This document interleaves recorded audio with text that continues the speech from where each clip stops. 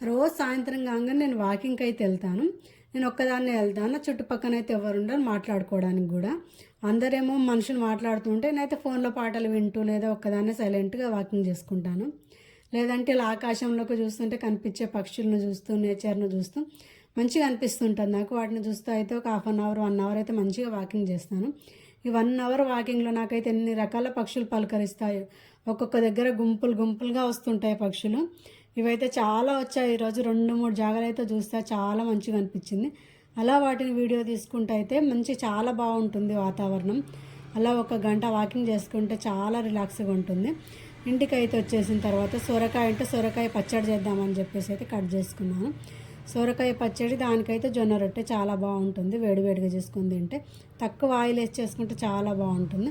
ఈరోజు నైట్ అయితే డిన్నర్లోకి అయితే సొరకాయ పచ్చడి జొన్న రొట్టె చేస్తాను. వీడియో నచ్చితే లైక్ అండ్ సబ్స్క్రైబ్. ఎంతమందికి నేచర్ ఇష్టమో కామెంట్ చేయండి. థ్యాంక్